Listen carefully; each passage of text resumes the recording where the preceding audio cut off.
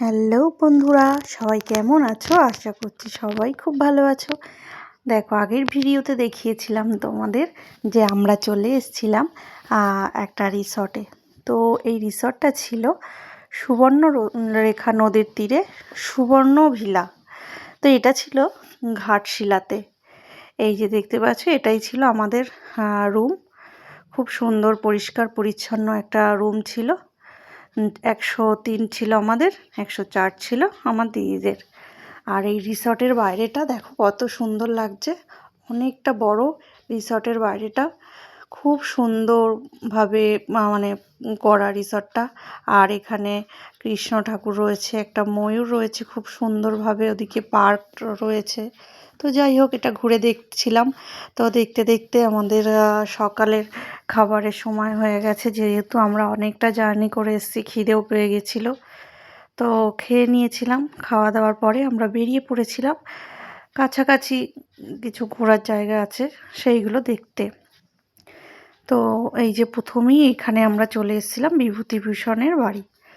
সত্যি কথা বলতে ভালো লেগেছিল, খুবই সুন্দর। চারিদিকে শুধু জঙ্গল, পরিবেশটা ভীষণ ভালো ছিল, সবুজে সবুজ, মানে অপূর্ব দৃশ্য যাকে বলে। কিন্তু ব্যাপার হচ্ছে, আমরা যখন গেছি এতটা গরম ছিল আর এতটা রোদ্দুর ছিল, যার জন্য একটু আমাদের গরম লেগেছিল। ওইটাই আমাদের একটু কষ্টর ব্যাপার, আর কিছুই না। আর চারিদিকে এত সুন্দর পাহাড়, নদী, মানে যে কষ্টটা হয়েছিল এই সমস্ত দেখে কষ্টটা কিছুটা হলেও আমাদের কমে গেছিলো। তো এইভাবে আমরা ঘুরে যাচ্ছিলাম। আর এই যে এই রাস্তাটা দেখো, এটা আমার ভীষণ ভালো লেগেছে। যখন আমরা এই রাস্তার মাঝখান থেকে যাচ্ছিলাম অটোতে করে, তো চারিদিকে শুধু জঙ্গল আর মাঝখান থেকে একটা সরু রাস্তা, আর ওই যে নিচে ছোট ছোট ঘর বাড়ি, মানে একটা অপূর্ব দৃশ্য যাকে বলে, খুব সুন্দর লাগছিল।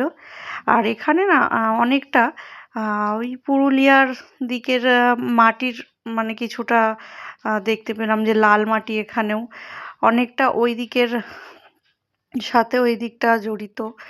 আর এই যে দেখো, এই জায়গাটা ভীষণ সুন্দর। অনেকটা হেঁটে এসেছিলাম আমরা এই রোদের মধ্যে, এসে লাস্টে যখন এই জায়গাটা দেখলাম তখন আমাদের সব কষ্ট দূর হয়ে গেল। অনেকক্ষণ বসেছিলাম আমরা এখানে, বসে বসে একটু গল্প করছিলাম। আমরা 4 জন এসেছিলাম। দিদি আমাদের ছোট বেবিটাকে নিয়ে, দিদি অটোতেই ছিল, ও আর আসেনি এতটা হেঁটে হেঁটে, কারণ ওর ভীষণ কষ্ট হতো তাহলে। দেখো চারিদিকে কি সুন্দর সবুজে ঘেরা পরিবেশটা, ভীষণ ভালো লাগছিল। একটা গ্রাম ছিল, চারিদিকে সবুজ ক্ষেত। তারপরে এই যে, আমার সত্যি কথা বলতে জায়গাগুলো, আমার নামগুলো একটু ভুলে গেছি, যার জন্য আমি সব জায়গার নাম বলতে পারছি না।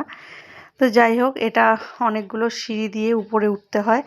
উপরে উঠে তো ভাবছিলাম যে অনেক কিছু থাকবে, বাট কিছুই দেখতে পেলাম না, উপরে চলে আসলাম। সূর্য তখন ডুববে ডুববে, আমরা চলে গেছিলাম এই জায়গাটায়, সুবর্ণরেখা নদীর। দেখো, মানে এই জায়গাটা হয়তো আমার ফোনে আমি সেইভাবে নিতে পারিনি, কিন্তু খালি চোখে এতটা সুন্দর লাগছিল, অপূর্ব, মানে এই জায়গা থেকে আসতে ইচ্ছা করছিল না সত্যি কথা বলতে। তারপরে এই যে এখানে আমরা একটা মন্দিরে চলে গেছিলাম, পাশেই ছিল। এই যে এখানে দেখো বলি হয়, এই যে এই মন্দিরটা আমরা গেছিলাম সন্ধেবেলায় তখন। এরপরে আমরা ঘুরতে ঘুরতে চলে গেছিলাম এই যে রামকৃষ্ণ মঠে, সেখানে সন্ধ্যা আরতি হচ্ছিল। এই রামকৃষ্ণ মঠটা আমাদের হোটেলের পাশেই ছিল একদম, যার জন্য এটা আমরা লাস্টে গিয়েছিলাম। তারপরে এই যে দেখো কত সুন্দর, যখন আমরা হোটেলে আসলাম এসে দেখছি হোটেলের ভিউটা তো ভীষণ ভালো লাগছে, চারিদিকে মানে আলো আলো, আর এই যে ঝর্ণার জল দেখো কতটা সুন্দর লাগছে। তো চলো, টাটা, বাই বাই।